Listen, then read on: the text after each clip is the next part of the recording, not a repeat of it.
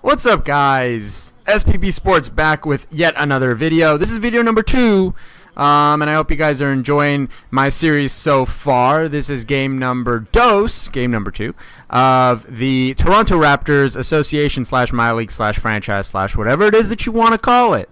And as you can clearly tell, we are facing off against the currently rebuilding Boston Celtics with a very young core. Isaiah Thomas, Jared Sullinger, Tyler Zeller, Evan Turner. I mean, there are literally, the whole roster has literally changed. I mean, I don't recall anyone staying there for longer than a couple years. So they're completely new. Meanwhile, the Raptors are going through a different stage. They are currently they just finished a rebuilding mode, and now they are currently in go mode, essentially.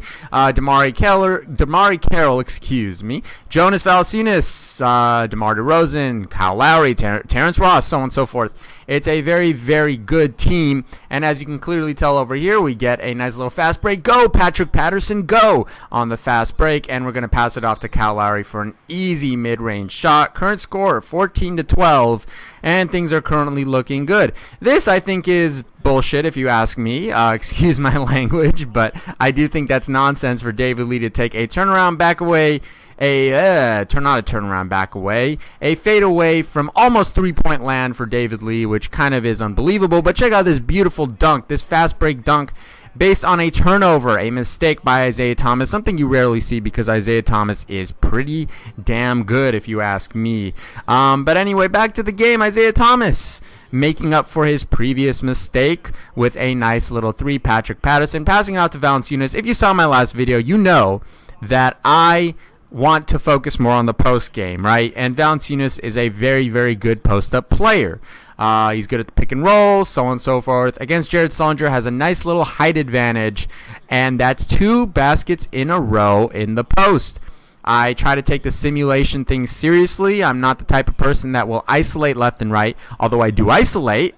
And here I'm trying to play good defense, good one-on-one defense against the CPU, but sometimes it doesn't really matter when the CPU just does whatever it wants. Another point in the post, and we are dominating the inside game right now against the Boston Celtics. A nice, beautiful screen with a nice, beautiful release leads to a open shot and a made point.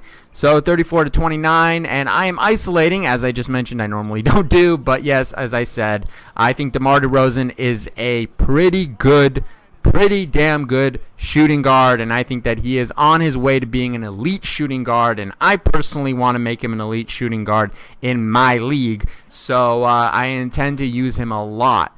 And as you can clearly tell over here, 36-31 is the score. We are in the third quarter already, and Isaiah Thomas has the ball with a pretty unbelievable layup over a almost 7-foot / I'm pretty sure he's a 7-footer, Jonas Valanciunas.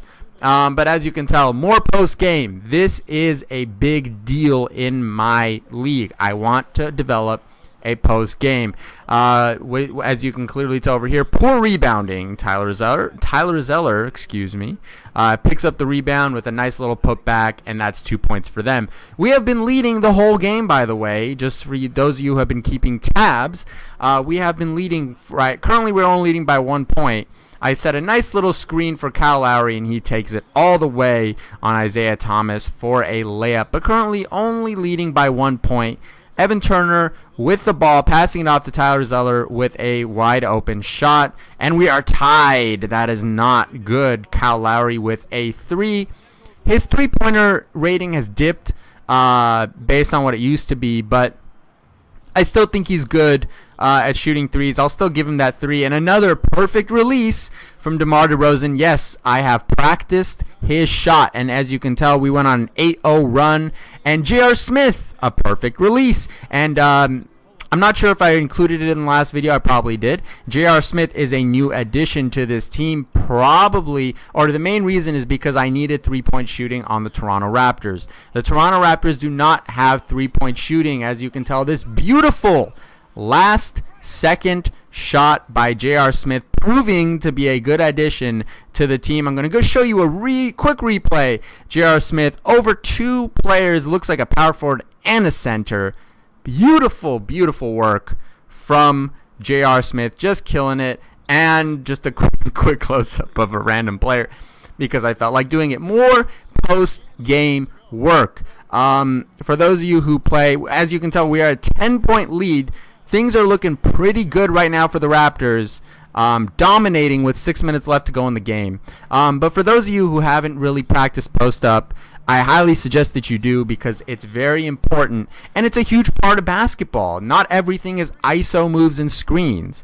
Post-up is very, very good in this game, and it has a lot going for it. So I highly suggest you guys use the post-up and practice the post.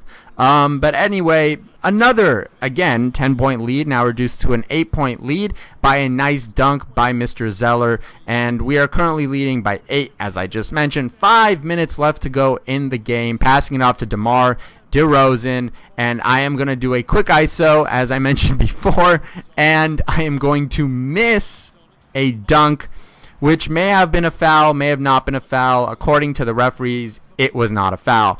Here's the thing about 2K. I love 2K. I've always loved 2K. I always will love 2K. More post-up moves because, as I mentioned, I'm working on the post. I want to be simulation for you guys. But yeah, anyway, when it comes to crunch time, the 2K game, or not the 2K game, the game in general will go into overdrive mode. They'll start making shots that they haven't made the entire game, and that will lead to a crazy like 9-0 run by the CPU, even if it's unjustified. And as you can tell, not even a minute ago we were up by 10, and now we are only up by 3. And check this out. This blew my mind when I saw this. Valanciunas with a dunk, not a layup, a dunk, and he misses a wide open dunk. So we could have been up by 5. Now we're only up by 3. A wide open shot by DeMar DeRozan, which I earned, gives us the 69-64 lead. 24 seconds left to go in the game. They are down by 5. They should be done.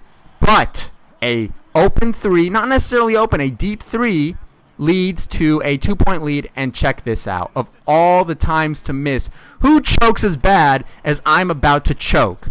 I mean, it's ridiculous. It's crazy.